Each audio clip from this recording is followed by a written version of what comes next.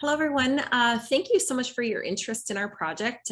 We're going to be talking with you about the transition from homelessness study and some of the work we've been doing around that. We'll be talking, this is a community-based participatory research study that we've been working on for the past couple of years. And we'll just take you through this whole project and how it developed and what we have generated as a result of the research activities in which we've been engaged. I'll start by introducing myself, and then Brooke will introduce herself. So my name is Dr. Carrie Ann Marshall. I'm an assistant professor at Western University in the Faculty of Health Sciences, and my research is focused on homelessness and mental well-being. And my name is Brooke Phillips. I am currently research coordinator at Western University in the Social Justice and Mental Health Lab, and I have been working in the areas of housing and homelessness for the past 20 years. So we thought we would begin, of course, by thanking and acknowledging our funder, the Canadian Institutes of Health Research, who funded this project in 2019 as part of through the project grant competition. There were a number of people who were involved in this project, we actually conducted the study in Kingston and in London, Ontario. And so at the very beginning of this project, we brought together a range of stakeholders who had experiences of homelessness or who had been working in services related to mental health and social services. So this is just I'm not going to read all of these names out, but this is a list of all of the people that we were working with on this project at the Kingston site, and all of the people that we were working with at the London site. So you'll see, in Kingston, we were working with organizations like Providence Care, which is a rehabilitation hospital and offers a number of different community programs for individuals living with mental illness, home-based housing, the HIV and AIDS resource services, integrated care hub in Kingston, and in London we worked with the Salvation Army Centre of Hope, CMHA, London Middlesex Community Housing, and many other organizations.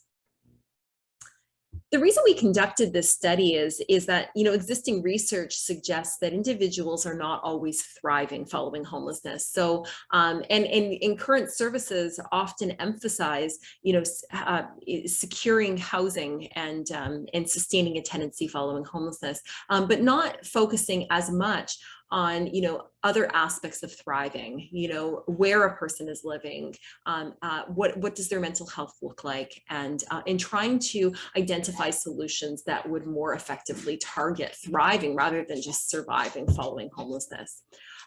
One of the interventions that's really well known in the area of housing and homelessness is an intervention called Housing First, which really emphasizes providing housing to people immediately when we know that they have lost their housing, and then providing what we call wraparound supports to help that person to adapt to their housing following homelessness and to integrate in their communities following homelessness. And what we know about the research on Housing First is that it's actually really good at helping people to secure a tenancy. We know that when people are supported by Housing First, that they're housed for longer than people who are not supported using Housing First. But what the research also says is that Housing First isn't particularly effective at helping people to address other outcomes associated with thriving. So things like being integrated in your community, being engaged in activities that are meaningful,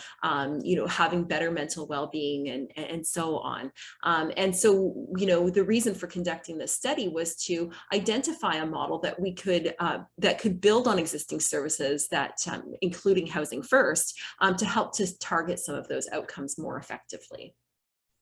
We used a community-based participatory research methodology in order to conduct this study. And so when we, we started recruiting, in this method, we need to work with community providers in order to, that will inform the project as we proceed. And so we established 2 community advisory boards, one in Kingston and one in London, in January 2019. And from there, we actually designed an interview protocol, and we conducted stakeholder interviews in Kingston and London, where we interviewed individuals with lived experiences of homelessness, service providers, and leaders in organizations across those 2 communities about what they thought we need to do in each of those communities to help people to thrive following homelessness. We analyzed the data collected during that stakeholder consultation, and then we presented the findings of that stakeholder consultation to each of the communities from which we recruited. And with those findings, we actually worked with community advisory boards and other members of the broad community to identify possible solutions. And from there, with those solutions in mind, we actually worked together to co-design a model that would that we felt would more effectively target thriving following homelessness. During the consultations, we interviewed those with lived experience of homelessness. In Kingston, we interviewed 19 people, 10 of whom were unhoused at the time of the interview and 9 who were housed. Of those people, they had experienced being homeless for a substantial period of time before finding housing. Those that were unhoused had a median of 12 months of being unhoused at the time of the interview, and those that were housed had been unhoused for 18 months before finding, at a median of 18 months before finding housing. And in London, we interviewed 27 persons with lived experience of homelessness. The reason for that was that some of those interviews were shorter, so we conducted more interviews there. Again, those folks were unhoused for a long period of time during the time of the interview. So 15 people were unhoused and had been unhoused for a median of 36 months at the time of the interview. And those that were housed, we interviewed 12 people who had experienced being unhoused for 12 months before finding their housing. All of the people that we interviewed in the lived experience consultations also self-identified having a mental health concern and or substance use difficulties. We also interviewed service providers in both Kingston and London. And in Kingston, we interviewed 21 service providers and 11 leaders. And in London, we interviewed, 17 service providers and 11 leaders. In both of those groups, the participants had a wealth of experience, having worked with those who had experienced mental health concerns, substance use difficulties, and homelessness for a number of years. So we interviewed, after interviewing all of those groups with qualitative interviews, we analyzed our data we combined actually the service provider interview data with the lived experience interview data. And using thematic analysis, we identified some themes that characterized how service providers and persons with lived experience what they thought the strengths and challenges of existing supports were in their community. What we heard in the Kingston community was that we tend to focus in services on helping people to secure housing. And then often we sort of fall off the radar immediately after a person is housed. And the sentiment was really expressed by this essence of all of our themes, which was a quote from a research participant, in fact, a service provider. And the quote was at the very top of the slide. We stick people in a house and we say, okay, you're housed, the problem is solved. And we sort of wash our hands of it and walk away. And we're emphasizing very much, how many people we've housed in a month and how and sometimes not even how long they've been housed. So it really kind of built on existing literature in that regard. In London, we heard something very similar. The essence of the themes in London were that, that we just kind of help people to survive following homelessness, and we're not helping them to do more than just kind of, having enough food and having a roof over their head. We could actually be doing more to help people to thrive following homelessness. And in fact, when we interview people who with lived experience, they even said things like, even having enough food was a problem after homelessness. And so people, many people that we spoke with even talked about how they're not even really surviving following homelessness. They're experiencing a whole host of difficulties, and existing supports are unable to help them with those issues.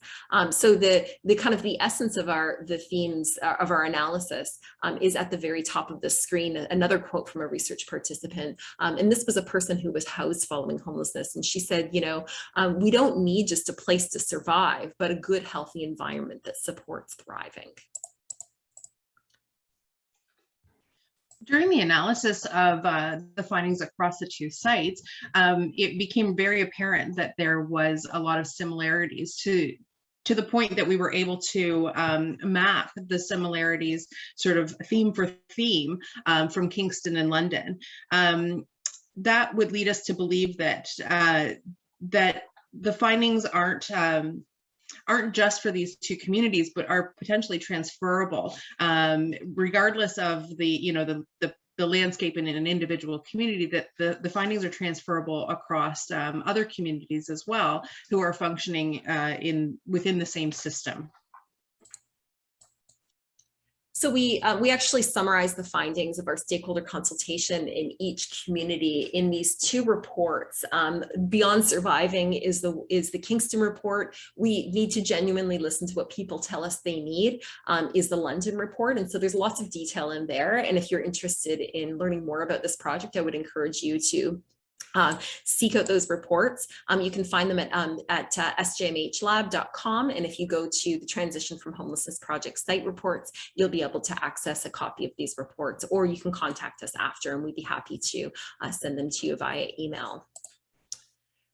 So when we conducted the stakeholder consultation and we generated some of those initial findings, we presented the findings to the community advisory boards across each site.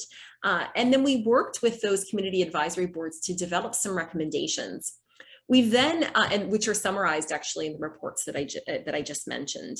We then combined the community advisory boards across sites, and we decided together, based on the stakeholder consultations conducted across these two sites, we decided on what we would design, components of the design, and then we co-designed something that I'll tell you about in just a moment, the peer-to-community model. And then we're in the process now of identifying and applying for some pilot funding to try to pilot this model in the Kingston and London communities and hopefully beyond.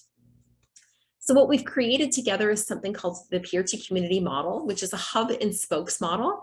A hub is a place where people can come to feel like they belong and to secure a sense of belonging in their communities following homelessness. In that hub there are peer delivered and driven supports and a social enterprise. The spokes part of the model is low ratio peer support. So peer support, meaning individuals with lived experience of homelessness, supporting individuals who have just left homelessness. And this is supplemented by social work and occupational therapy consultation. The philosophies of their model is that it's trauma informed, recovery oriented, there's a harm reduction focus, and it's person centered. And at the same time, we have this other piece, which is a support for program staff. We heard in our stakeholder consultation that the rate of burnout is very high among individuals who are working in the housing and homelessness sector, and we wanted to prevent that from happening in this model. So the implications here are that, what we found is that, the stakeholder consultation findings build on existing studies, and the findings of existing studies that suggest that people aren't necessarily thriving following homelessness and that solutions are needed. We developed this model, the peer-to-community model, which is aimed at thriving following homelessness, and we need to kind of pilot some studies around this model. And a big piece of learning in this project, I think, for all of us, is that this participatory process, or partnering with communities in this project, has been essential. If you'd like to know more about the project or contact us after, you can connect with us on Twitter or send me an email and connect with us on our website. Thank you very much.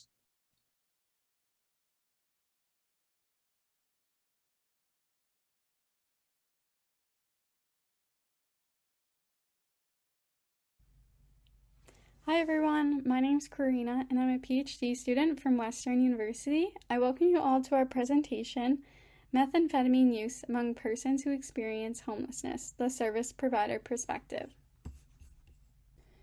While I share these findings here with you today, I'd like to acknowledge the entire research team who has contributed to this project here. This project has been funded by an internal Western University SSHRC seed grant awarded in December 2020. Why this study? Well, we know methamphetamine, aka crystal meth or meth, is a stimulant known for its highly addictive nature and serious impacts on the physical, cognitive, and psychosocial well-being. This could likely be due to a lesser cost and more intense high when compared to stimulants such as cocaine or crack, but meth has actually tripled in recent years among persons who experience homelessness. A sharp rise in the number of persons experiencing homelessness and using methamphetamine, or we may too refer as FUM, is a serious public health problem. The health and social well-being of individuals who experience homelessness is already known to be poor. However, using meth can serve a purpose and be efficient for those living in unsafe and poor conditions, such as offering extended periods of alertness of one being unsheltered on the streets or in parks, and allow someone to function in that environment. While the opioid crisis is increasing concern with drug poisoning and an unpredictable supply due to the COVID-related border closures, the availability and access to locally sourced meth means that the supply is also more dependable and accessible than other substances.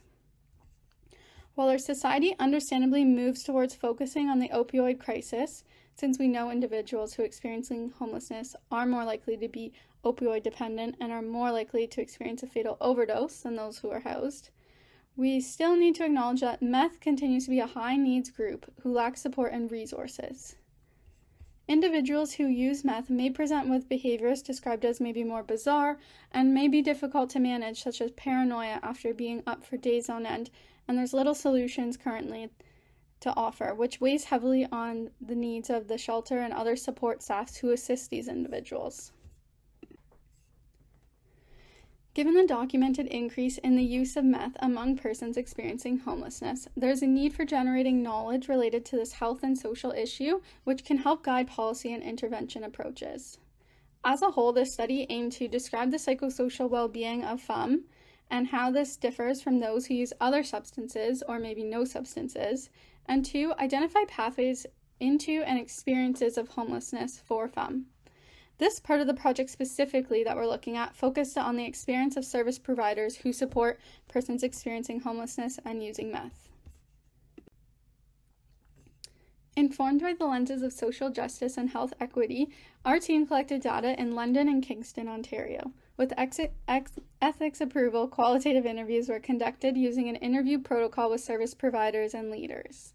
Interviews focus on inquiring about their experiences supporting FUM, personal and practice influences, and their policy and practice recommendations to support FUM. Data was analyzed and deduced using Braun and Clark's thematic analysis through a constructivist approach.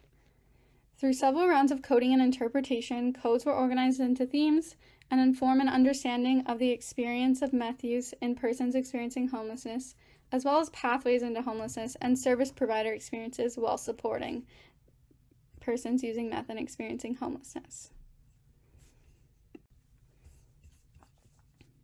Overall, we have the demographics here. There were 22 service providers and leaders who were interviewed, So there was emergency room staff, inpatient staff, shelter workers, case managers, mental health and outreach workers, and first responders. Overall, participants' experience ranged from 1 to 30 years, with a median of 10 years supporting individuals experiencing homelessness. Our findings. The essence we found through this work was meth is an ignored epidemic among persons experiencing homelessness. We heard that meth is a significant issue among persons experiencing homelessness, yet there are little resources, supports, or alternatives to offer. As mentioned, the opioid crisis is at the forefront of our system. The creation of programs and supports is aimed at supporting opioid users, which we can see through alternative therapies, overdose prevention, trainings for staff. Well, there's actually little attention on supporting meth use effectively, and service providers are highlighting that it's very draining for service providers as well as service users that are being let down and not getting what they need after asking for it, describing that people are asking for resources and support and they're not getting it. As George puts it, people think I am crying wolf, but I really don't think I am. In discovering this essence, we noted that the idea that service providers are reporting over the years there's a steep increase in the amount and availability of meth being used among persons experiencing homelessness, which is not the norm historically. They mentioned how years ago there was alcohol and then opioids and now meth, with the sense that there are trends in substance use over time. Providers describe that meth may be the current trend as it is the cheapest substance with a really long high and easily available and not impacted by those border closures due to COVID.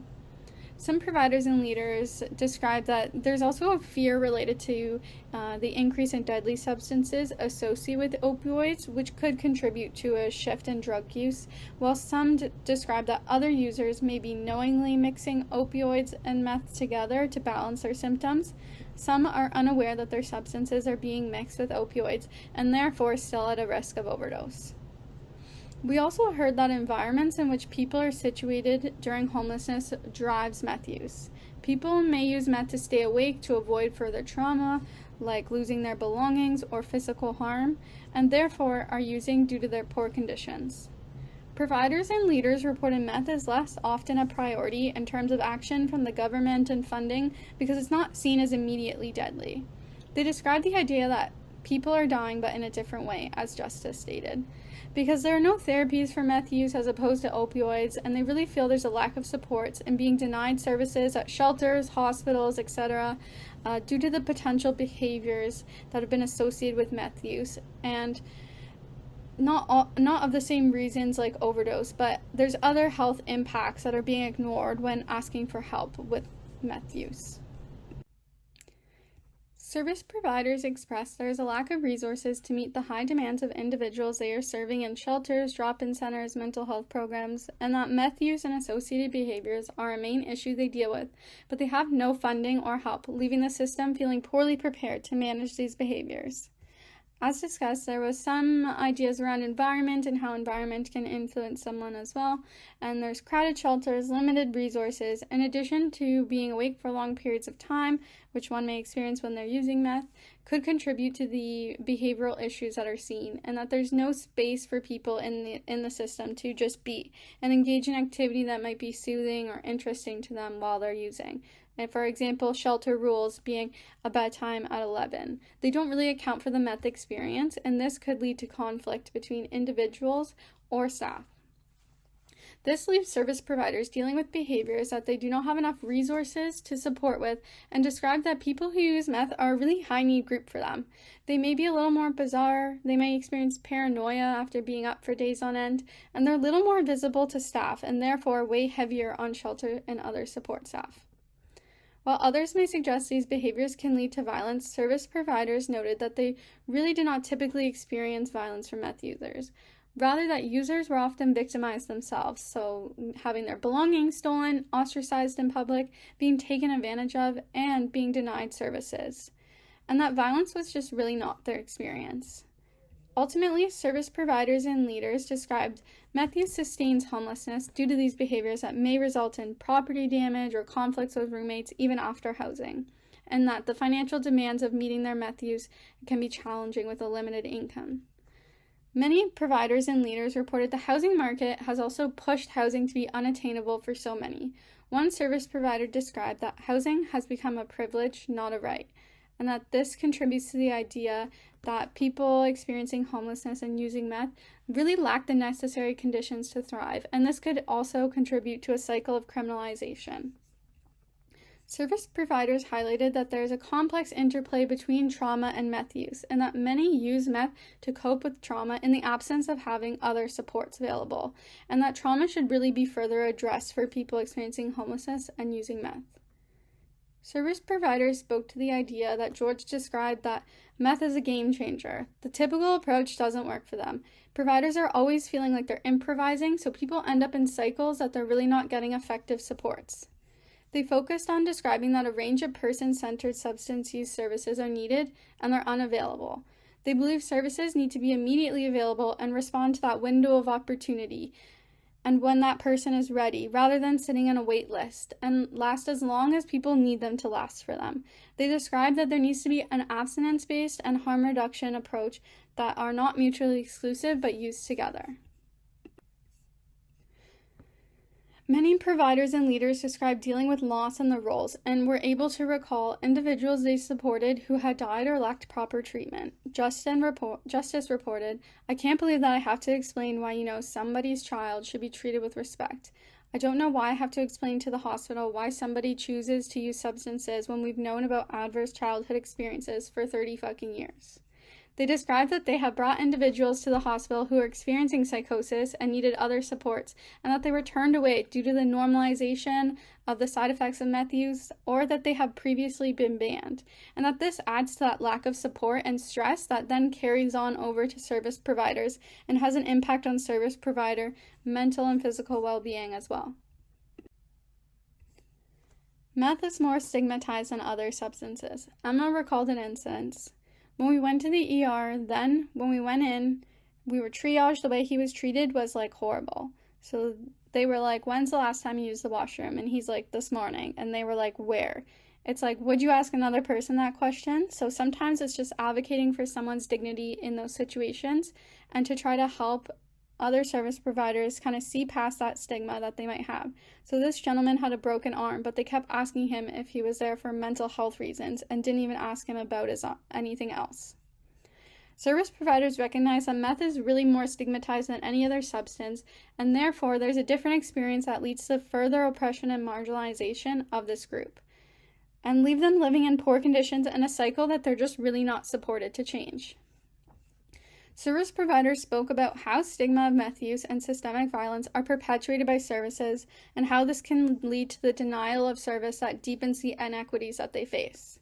This stigma was described not only in services but from the greater community as well, which creates limited opportunities for community integration to contribute to a sense of thriving. Service providers described a need for education as well as stigma mitigation strategies and the success with using relational strategies in practice for themselves to reduce the stigma, and as Max described, a look in the mirror perspective to understand another person's perspective while practicing.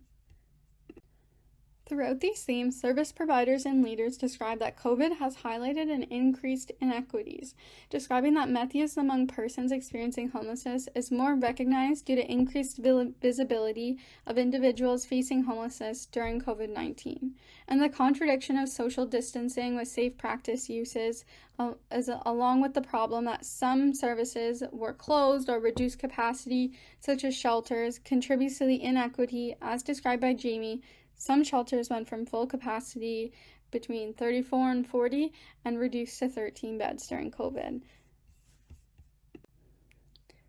Overall, service providers noted persons experiencing homelessness and using meth are doing so in the absence of other supports and because of poor conditions, trauma, and other needs that are not met. In order to support persons experiencing homelessness and using meth, we must acknowledge the complex pathways that lead and sustain their homelessness. Interestingly, there was a perception that an issue around meth is increased violence. However, this is based in stigma. The issue is higher general support needs than with other substances, and that they're not being met because there's a lack of proper resources to assist service providers. The findings reveal service providers and leaders want further training and education. They want clearer policies and person-centered services for meth use specifically, and a call from agencies to recognize the unique needs and marginalization of persons experiencing homelessness and using meth in order to really best support this high needs population. Here we have some of our references. Thank you everyone for attending. Here we have our project leads information. If you have any follow-up questions or want to inquire about more information, you can connect with Dr. Carrie Ann Marshall at the contact information provided here. Thanks.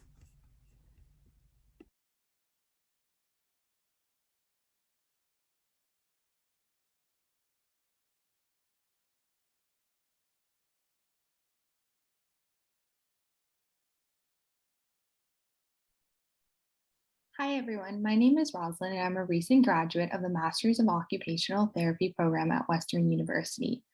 As part of my placement at the Dr. Carrie Marshall's Research Lab, I worked on the scoping review with Jessica, Nicole, Sharir, Roxanne, Abe, and Carrie. Today I'm going to be presenting our scoping review, which examines violence and victimization in the lives of persons who experience homelessness and use methamphetamine. To get started, I'm going to discuss some background information. In the last few years, the use of methamphetamine among persons who experience homelessness has tripled, which is likely due to lower cost and more intense high of methamphetamine compared to other substances. The literature shows there is a relationship between methamphetamine use and violence and victimization, but the link is poorly understood, especially among persons who experience homelessness. Understanding this relationship is important because according to Statistics Canada, persons who experience homelessness are at 5 times greater rate for victimization than the general population.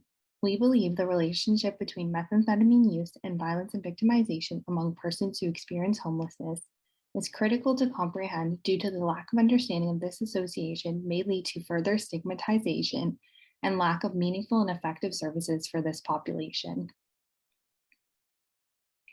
So our objective of the review was to lessen the gap in the literature of the relationship between methamphetamine use and violence and victimization among persons who experience homelessness. We use Arksey's and O'Malley's framework to guide this review. We searched 7 databases: Medline, Ambase, Sentinel, PsycInfo, Sociological Abstracts, Nursing and Allied Health, and AHMED. 2 independent raters screened 700 titles and abstracts, and 54 articles were subjected to a full text review. A total of 20 articles met inclusion criteria and were combined in a narrative synthesis. So we generated 2 overarching themes from our narrative synthesis. The first one was methamphetamine and victimization, and the second one was challenging behaviors. The subthemes of methamphetamine and victimization include experiences of trauma and using methamphetamine to avoid victimization. The subthemes for challenging behaviors are crime and physical altercations and behaviors that have the potential to escalate. So the first subtheme of methamphetamine and victimization is experiences of trauma, which we further broke down into 5 subthemes.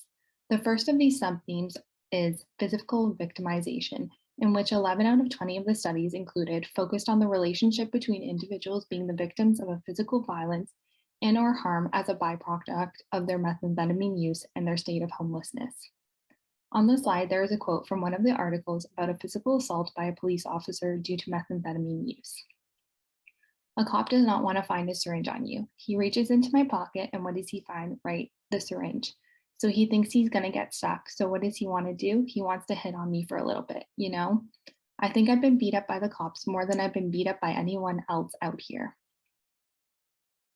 The second most prevalent subtheme that we encountered under experiences of trauma was sexual victimization, with 50% of the articles reporting that the use of methamphetamine was associated with sexual trauma among individuals experiencing homelessness, including 2 studies with the youth population. So one participant of the included studies commented on the experience of sexual exploitation in the quote on the slide. I was up for 9 days, and that was one of the nights where I was taken advantage of by my dealers. Yuck. The third subtheme of experiences of trauma is childhood victimization. 6 studies investigated the history of childhood trauma in relationship to methamphetamine use. 3 studies indicated that homeless women who use methamphetamine have experienced an increased prevalence of childhood physical and sexual abuse. The fourth subtheme of experiences of trauma is domestic violence. 4 studies highlighted the link between methamphetamine use and being a victim of domestic violence. In one of the studies included in the scoping review, a participant commented on the relationship between methamphetamine use and intimate partner violence in the above quote. My partner encouraged me to use more drugs because when I used it, he could do anything with me. I was his slave. And the final subtheme of experiences of trauma is unspecified trauma. In 3 studies, methamphetamine use was related to the increased likelihood of experiencing a traumatic event in general. One study reported that methamphetamine use was associated with a higher risk for psychotic features, and that the presence of these features increased the vulnerability to subsequent traumatic events. 2 studies reported that the participants who used methamphetamine experienced higher rates of trauma and post-traumatic stress disorder symptomology. The second subtheme of methamphetamine and victimization is using methamphetamine to avoid victimization. One study included in this review identified that persons experiencing homelessness use methamphetamine as a strategy to protect themselves from experiences of trauma. Participants described the use of methamphetamine as a critical strategy for staying awake to protect themselves and their belongings in social environments in which they were situated.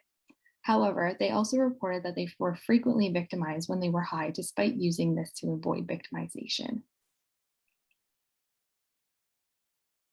Our second overarching theme was challenging behaviors, which has 2 subthemes: crime and physical altercations and behaviors that have the potential to escalate. The first subtheme was behaviors that have the potential to escalate.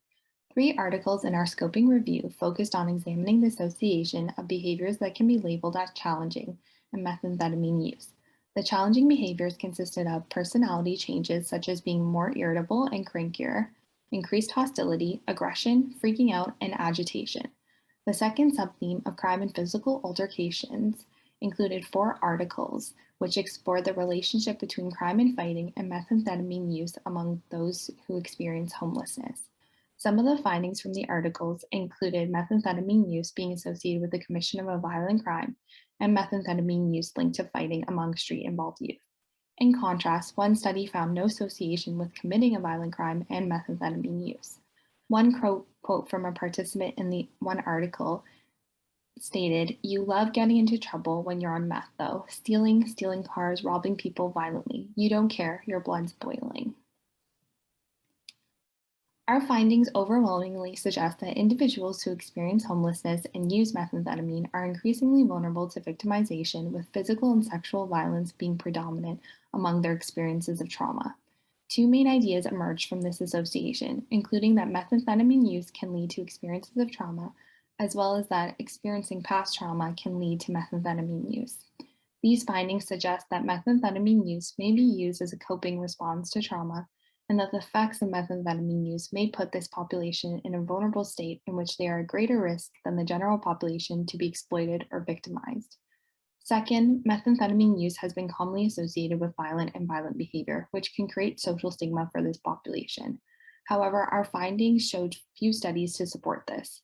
Our review did find that methamphetamine use among people experiencing homelessness can lead to challenging behaviors, including agitation, hostility, aggression, and freaking out, that may contribute to the perception that methamphetamine use leads to violent actions.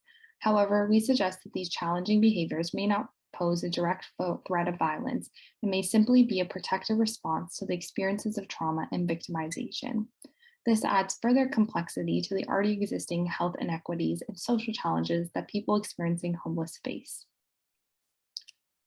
The implications for our review include that future research should focus on the relationship between histories of trauma and methamphetamine use among persons experiencing homelessness to better understand the link between these 2 phenomena and to understand the relationship of methamphetamine being used as a coping strategy or a preventative measure to safeguard oneself against future traumas. Additionally, the relationship between methamphetamine use and violence continues to be underdeveloped, and additional research should be done to understand this relationship further. Clinically, it is important for health practitioners to incorporate a trauma-informed approach when working with this vulnerable population to ensure physical and emotional safety are prioritized due to the high rates of trauma and victimization that this review has found among this population. Finally, it is recommended that organizations that support individuals who experience homelessness and use methamphetamine re-examine their policies to create protective spaces that aid in helping this vulnerable population to avoid victimization, ultimately promoting survival. To conclude, we recognize that methamphetamine use has tripled among those experiencing homelessness in recent years. As such, we suggest that understanding how violence and victimization factor into the lives of this complex group is critical for informing a supportive and effective practice with this population.